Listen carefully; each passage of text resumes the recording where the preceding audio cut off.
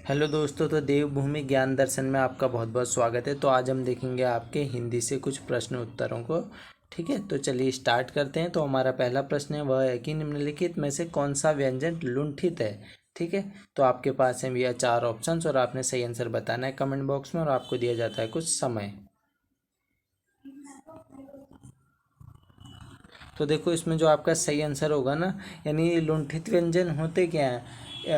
जिन व्यंजनों के उच्चारण में भैया जो है जीभ है ना, जीभ है वो तालु से आपके लुढ़क कर स्पर्श करती है। जैसे आप बोलते हो ना रॉ, बोलो तो रॉ, देखो ऐसे लुढ़केगी जीभ, रॉ रॉ। ठीक है, तो ये रॉ इसमें हमारा बिल्कुल ही सही आंसर हो जाएगा। ठीक है, ये हमारा लुंठित व्यंजन है। और यहाँ पे यौ लिखा है, ये यौ क्या है भैया, यौ कह देना आपका तालव्य व्यंजन है। ठीक है ना, तालव्य व्यंजन है आपका रॉ। और यहाँ पे आपका लॉ लिखा है, लॉ अंतः स्थय व्यंजन कह देना। ठीक है, अंतः स्थय व्यंजन बोल देना इसे। ठीक है, और यहाँ पे ड़ लिखा है, ये क्या होता है भैया, ये ड़ और ऐसे वाला ड़। ठीक है, ये होता है आपका द्विगुण व्यंजन। ठीक है, इसको आप द्विगुण व्यंजन बोलते हो। ठीक है, चलो इतना भी आपने ध्यान में रखना है। अब बढ़ते हैं फिर हमारे अगले प्रश्न की ओर। तो जो हमारा दूसरा प्रश्न है वह है, हिंदी भाषा में वे कौन सी ध्वनियाँ हैं जो स्वतंत्र रूप से बोली या लिखी जाती हैं। तो आपके पास हैं 4 ऑप्शंस और आपने सही आंसर बताना और आपको दिया जाता है कुछ समय।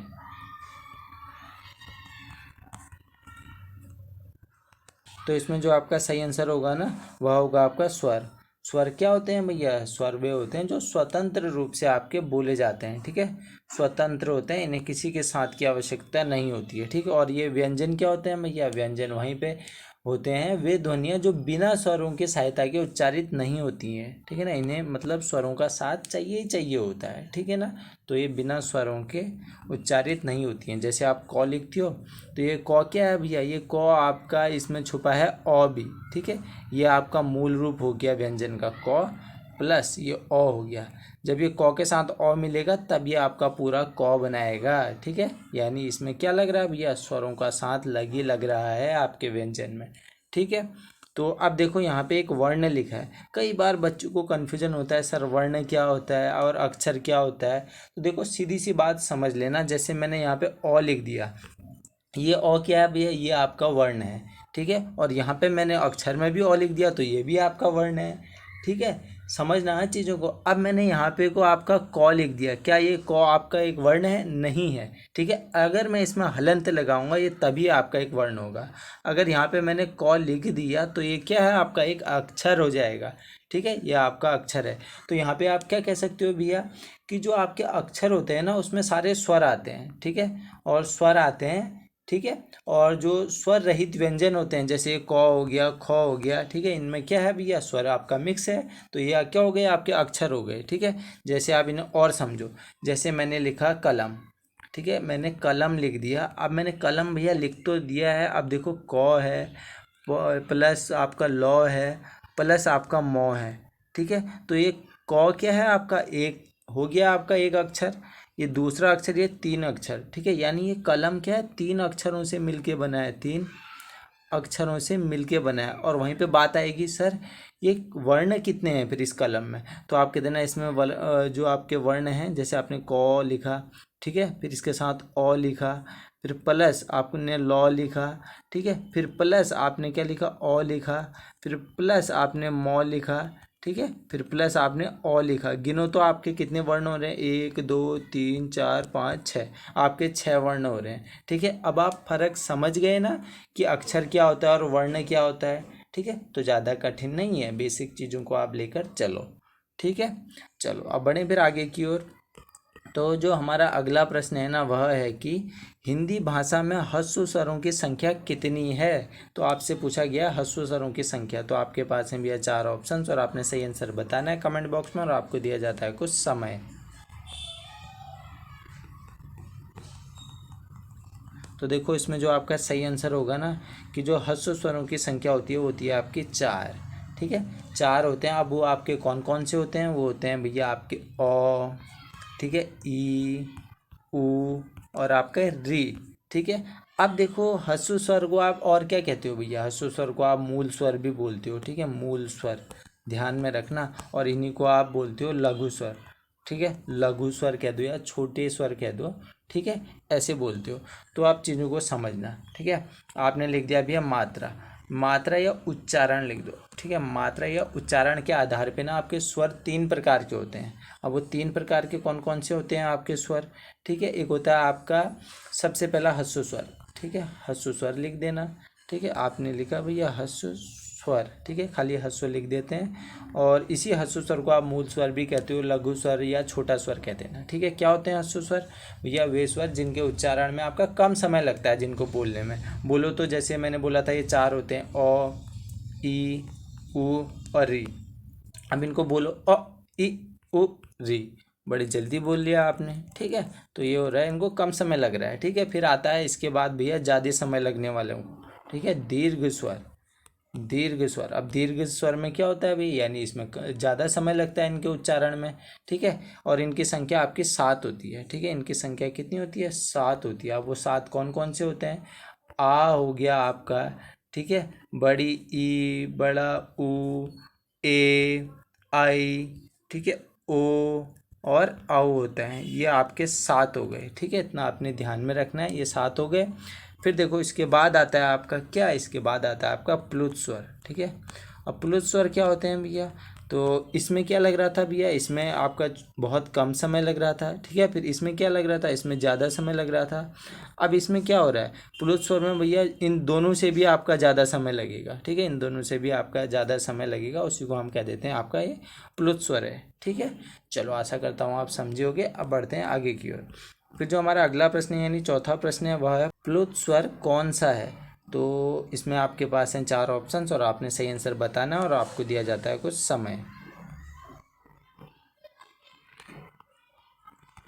तो देखो इसमें जो आपका सही आंसर है ना कि भैया प्लुत स्वर कौन सा है, तो प्लुत स्वर है इसमें आपका ओम, ठीक है, ओम। अभी मैंने आपको बताया प्लुत स्वर होते क्या हैं भैया? प्लुत स्वर वो होते हैं जिनमें क्या होता है ना, जिनके उच्चारण में दीर्घ स्वर से भी अधिक समय लगता है आपका, उन्हीं को हम कह देते हैं ये आपके प्लुत स्वर हैं। और इनका उपयोग हम मुख्यतः करते हैं जैसे नाटक के संवादों में हो गया, या किसी को पुकारने को हो गया, ठीक है, किसी को पुकारने को हो गया। जैसे आप बुलाओ तो किसी को, आपने बोला रमेश, आप कितना लंबा ले जा रहे हो, रमेश, ठीक है, ऐसे कह रहे हो सुरेश, ठीक है। तो ये क्या हो गए आपके भैया? प्लुत स्वर हो गए। तो इसी कड़ी में देखो आप ओम बोलते हो, ठीक है, ओम बोल रहे हो, तो ये बड़ा आप लंबे तरीके से बोल रहे हो, ठीक है, इसे आप लंबा खींच रहे हो, तो ये हो जाएगा आपका प्लुत स्वर, ठीक है ना। और वहीं पे अगर आप ओम बोल दो तो ये क्या प्लुत स्वर है? नहीं है ये प्लुत स्वर, खाली आपने ओम बोला है। अगर आप बोलोगे ओम बोलोगे तो ये होगा आपका प्लुत स्वर, ठीक है, समझ गए। तो देखो अब है आपका 5वां प्रश्न कि अयोगवाह कहा जाता है, ठीक है। तो आपके पास हैं 4 ऑप्शंस और आपने सही आंसर बताना है कमेंट बॉक्स में और आपको दिया जाता है कुछ समय।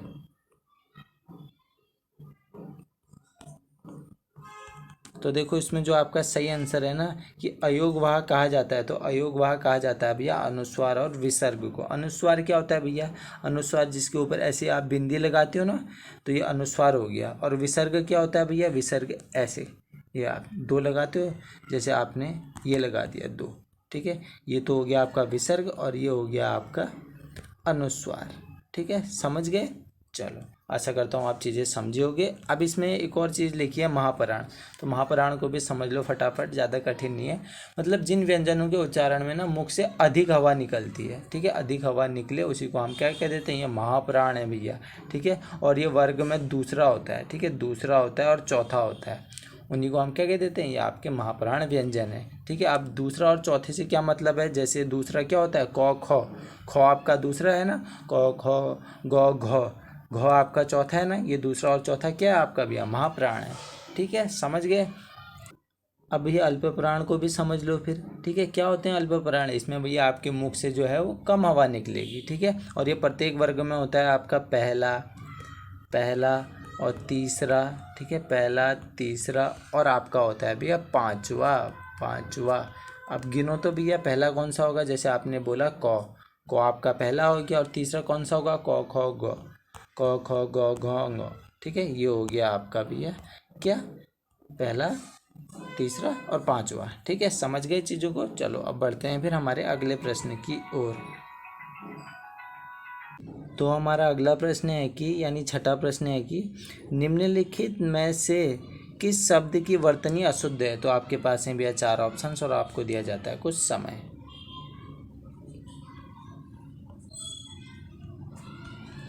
तो देखो इसमें जो आपका सही आंसर है ना कि अशुद्ध वर्तनी आपने बतानी है, तो अशुद्ध वर्तनी है आपका व्यंग। ऑप्शन नंबर सी हमारा बिल्कुल ही सही हो जाएगा, क्योंकि व्यंग को आप शुद्ध ऐसे लिखते हो, देखो व्यंग्य, ठीक है, व्यंग्य लिखते हो आप, ठीक है ना कि आप लिखते हो व्यंग।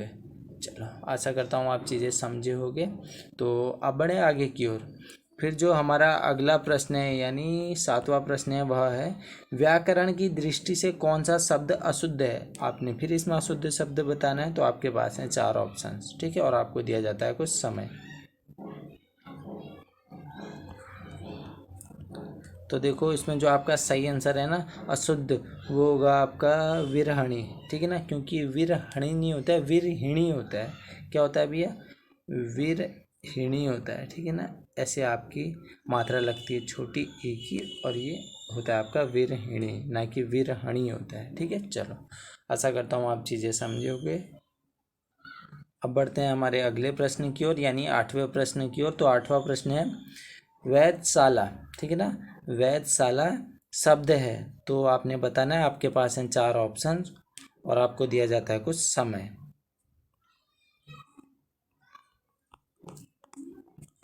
तो देखो इसमें जो आपका सही आंसर है ना वेधशाला जो शब्द होगा वो क्या होगा भैया, आपका एक यौगिक शब्द है, ठीक है ना। तो देखो वेधशाला, ठीक है ना, वैध और शाला आपके दो शब्द निकल रहे हैं, तो ये आपके यौगिक हो गया। यानी यौगिक क्या होता है, वे शब्द जो दो या दो से अधिक सार्थक खंडों के योग से निर्मित हो। सार्थक खंड यानी उनका कोई मतलब निकले, ठीक है ना। इस वैध का भी मतलब होगा, इस शाले का भी मतलब होगा, ठीक है ना।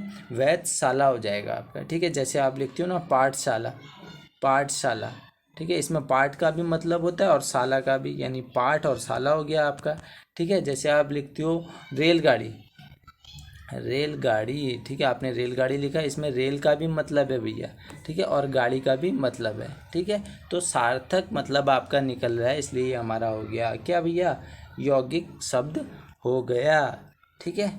चलो फिर आप बढ़ते हैं हमारे नवे प्रश्न की ओर।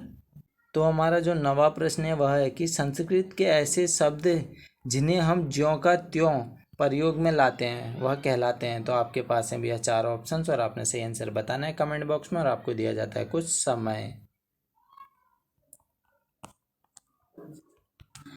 तो इसमें जो हमारा सही आंसर होगा ना वह होगा हमारा भैया तत्सम शब्द, ठीक है। आपको एक शॉर्टकट ट्रिक मैं बताता हूँ, आपने जब भी तत्सम तद्भव देखो तो तत्सम को याद कर लो शुद्ध शब्द, ठीक है। तत्सम को शुद्ध शब्द याद कर लो और तद्भव को बोलना कि आपका अशुद्ध है, ठीक है, आपका अशुद्ध है। आपको बहुत जल्दी चीज़ें समझ में आ जाएगी। शुद्ध यानी संस्कृत का, आपने जहाँ पे भी आपका तत्सम आ जाएगा तो आपने ढूंढना है कि यार संस्कृत का शब्द कौन सा है, ठीक है। जैसे यहाँ पे मैंने हस्त लिख दिया, ये आपका शुद्ध शब्द हो गया, लेकिन वहीं पे अगर यहाँ पे आपको हाथ मिल जाए तो ये हाथ क्या भैया आपका एक अशुद्ध यानी तद्भव शब्द हो जाएगा, ठीक है ना, परिवर्तन हो जाता है, ठीक है। ऐसे आप शॉर्ट में याद रख लेना तो आपको चीज़ें जल्दी याद में होंगी, ठीक है। फिर जो हमारा 10वां प्रश्न है वह है कि अर्थ के आधार पर सही शब्द युग्म पहचानिए। तो आपके पास हैं भैया चार ऑप्शन, ठीक है। मतलब इसका कहने का ये मतलब है आपके जो इतने शब्द के प्रकार होते हैं ना, शब्द के प्रकार बताने हैं आपने अर्थ के आधार पे, ठीक है। तो आपके पास हैं चार ऑप्शन और आपको दिया जाता है कुछ समय। तो देखो इसमें जो आपका सही आंसर होगा ना कि अर्थ के आधार पे जो शब्द के प्रकार होते हैं वो कितने होते हैं, चार प्रकार होते हैं, ठीक है। ये आपको ऑप्शन में देख के पता लग गया होगा चार प्रकार होते हैं, ठीक है। पहला हो गया इसमें विलोम एकार्थी अनेकार्थी पर्यायवाची, बिल्कुल ऑप्शन सी हमारा इसमें बिल्कुल ही सही हो गया, ठीक है, क्योंकि आपके अर्थ के आधार पे बात हो रही है ना। अर्थ के आधार पे चार होते हैं, कौन कौन से भैया, पहले बोल देना आप कि हाँ एकार्थी, ठीक है, एकार्थी, एकार्थी शब्द हो गए, ठीक है, शब्दों की बात चल रही है यहाँ पे। दूसरा हो गया आपका अनेकार्थी, ठीक है, अनेकार्थी बोल देना, ठीक है। और तीसरा क्या हो गया भैया, तीसरा समानार्थी, समानार्थी को आप और क्या बोलते हो, समानार्थी यानी पर्यायवाची, ठीक है, समानार्थी लिखो या पर्यायवाची बात एक ही है, पर्यायवाची लिख दो, ठीक है। और चौथा कौन सा हो गया भैया, चौथा आपका विपरीतार्थी, विपरीतार्थी को आप क्या बोलते हो, विलोम शब्द, ठीक है, ये होते हैं आपके अर्थ के आधार पे। ठीक है, और वहीं पे अगर आपसे पूछ लिया कि हाँ भैया ये बता दो फिर प्रयोग के आधार पे शब्द कितने प्रकार के होते हैं, तो आप कहते हैं ना प्रयोग के आधार पे ना आपके 2 प्रकार के होते हैं। ठीक है, कौन कौन से? एक तो विकारी शब्द होते हैं, विकारी शब्द, एक होते हैं आपके अविकारी शब्द। ठीक है, अविकारी शब्द। ठीक है, समझ गए चीज़ों को।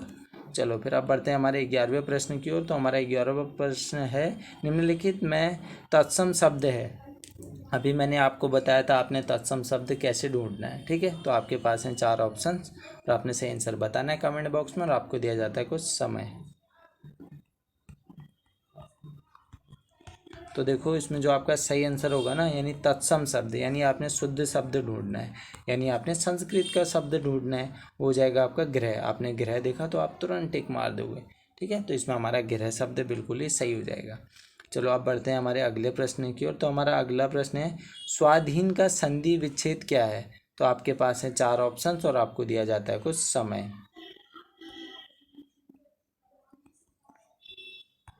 तो देखो इसमें जो आपका सही आंसर है ना, स्वाधीन। क्या होता है भैया? स्वाधीन यानी स्व प्लस अधीन होता है। ठीक है, स्व प्लस अधीन होगा आपका स्वाधीन। अब ये स्वाधीन बना कैसे?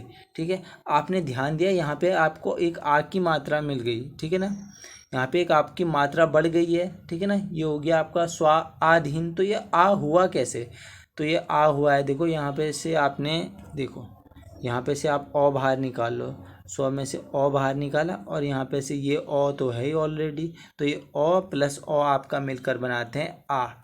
और ये आ किस में बनता है भैया? ये आ आपका बनता है दीर्घ संधि में। किस में बनता है? दीर्घ संधि में। तो देखो अगर आपको दीर्घ संधि याद करनी है ना, तो चलो मैं आपको पहले ये बता देता हूँ। स्वर संधि होती है ना, स्वर संधि के आपके कितने प्रकार होते हैं भैया? स्वर संधि के 5 प्रकार होते हैं। ठीक है, पहला हो गया आपका दीर्घ। ठीक है, और दूसरा हो गया आपका कौन सा भी है? गुण। ठीक है, और तीसरा हो गया आपका वृद्धि, तीसरा वृद्धि संधि। ठीक है, और चौथा हो गया आपका यण संधि। ठीक है, और पांचवा हो गया आपका अयादि संधि, अयादि संधि। ये 5 होते हैं। और बात आई है अभी दीर्घ की, तो चलो फिर दीर्घ की बात कर लेते हैं। तो दीर्घ संधि देखो, ध्यान से समझना चीज़ों को। जैसे आप ओ प्लस ओ लिखते हो, ओ प्लस ओ लिखा, तो ये आपका क्या बनाएगा भैया?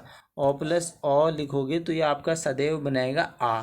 ठीक है, अब आपके माइंड में आएगा कि सर अगर मैंने इस ओ की जगह पे और कुछ लिख दिया, मान लो आपने इस ओ की जगह पे लिख दिया ओ प्लस आ, तो ओ प्लस आ लिखो या आ प्लस ओ लिखो या आ प्लस आ लिखो, ठीक है, बात एक ही है, ये सभी आ ही बनाएंगे आपका। ठीक है, तो आपने एक याद कर लिया मतलब आपने सभी याद कर लिए। ठीक है, ये आप माइंड में रखो आपने। चलो, और दूसरा भी अब मैं आपको बता देता हूँ। जैसे अगर आप लिखोगे ई, ठीक है, ई प्लस ई करोगे तो ये आपका बड़ी ई बनाएगी। ठीक है, बड़ी ई बनाएंगे, क्योंकि बात किसकी चल रही है? दीर्घ संधि। दीर्घ में क्या होगा भैया? दीर्घ का मतलब भी बड़ा होता है। ठीक है, तो छोटा कुछ नहीं बनेगा इसमें, यहाँ पे बड़ा ही होगा। ठीक है, तो ये आपका बड़ी ई बनाएंगे। अब इसमें आप क्या कर दो? ई प्लस ई कर दो, तभी भी आपकी बड़ी ई बनेगी। बड़ी ई प्लस छोटी ई कर दो, तभी भी आपकी बड़ी ई ही बनेगी। ठीक है, तो आपने ये 2 याद कर लिए, फिर एक तीसरा याद कर लो लास्ट। ठीक है, बस आपकी दीर्घ संधि समाप्त। जैसे आपने ऊ प्लस ऊ लिखा, अभी ऊ प्लस ऊ लिखा तो ये आपका बड़ा ऊ बनाएंगे। ठीक है, अब आप बड़ा ऊ प्लस बड़ा ऊ लिखोगे तो आपका बड़ा ऊ ही बनेगा, या बड़ा ऊ प्लस छोटा ऊ लिखोगे तभी भी आपका बड़ा ऊ ही बनेगा। ये 3 आप याद कर लो, आपने भैया दीर्घ संधि रट ली है। ठीक है, दीर्घ संधि में आपको फिर पता चल जाएगा कहाँ से क्या हो रहा है, क्योंकि जैसे आप स्वा देखोगे, आप देखोगे भैया ये आ कैसे आ गया। ठीक है, आप इसका संधि विच्छेद करोगे, स्व प्लस अधीन, मतलब यहाँ से स्व अ, वो में अ छुपा है आपका, ओ प्लस ओ आपका आ होता है, इसीलिए यहाँ आ की मात्रा चढ़ गई। तो आप तुरंत माइंड में लाओगे हाँ भैया यहाँ पे तो कौन सी संधि है? दीर्घ संधि है। ठीक है, समझ गए। चलो अब बढ़ते हैं आगे की ओर। तो हमारा जो 13वां प्रश्न है वह है, संलिप्त में कौन सी संधि है? तो आपके पास है भैया 4 ऑप्शंस और आपको दिया जाता है कुछ समय।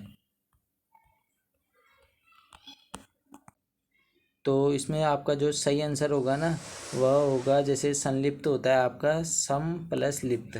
ठीक है, सम प्लस लिप्त होगा आपका संलिप्त। ठीक है, ये हो गया आपका संलिप्त। और इसमें जो आपकी संधि होगी वो होगी आपकी व्यंजन संधि। ठीक है, और व्यंजन संधि में आपके नियम चलते हैं। ठीक है। चलो अब बढ़ते हैं हम अगले प्रश्न की ओर। तो हमारा जो अगला प्रश्न है वह है, उसने खाना नहीं खाया किस प्रकार का वाक्य है। तो आपके पास हैं 4 ऑप्शंस और आपने सही आंसर बताना है कमेंट बॉक्स में, और आपको दिया जाता है कुछ समय। तो देखो इसमें जो आपका सही आंसर है ना, उसने खाना नहीं खाया। उसने खाना नहीं खाया मतलब भैया उसने मना कर दिया, साफ साफ मना कर दिया, मतलब कुछ चीज़ मना करी उसने, निषेध कर दिया। ठीक है, तो इसमें क्या हो जाएगा, निषेधवाचक हो जाएगा। ठीक है, समझना चीज़ों को। ठीक है, निषेध कर दिया। अगर आप किसी चीज़ में कोई बात को या कार्य को नहीं कर रहे हो या इनकार कर दे रहे हो, ठीक है, तो इस वाक्य को आप क्या कहोगे, आपने निषेध कर दिया, तो यहाँ पे आप निषेधवाचक कह देना। ठीक है, यानी कह सकते हो आप, वे वाक्य जिनमें किसी बात या कार्य के न होने अथवा इनकार किए जाने का बोध होगा उसे आप निषेधवाचक कह दोगे। ठीक है, अब देखो, अब आपके माइंड में आएगा सर बात आई है वाक्य की, तो वाक्य कितने प्रकार के होते हैं। ठीक है, तो देखो वर्गीकरण 2 तरीके से किया जाता है। एक तो वाक्य होते हैं आपके रचना के आधार पे।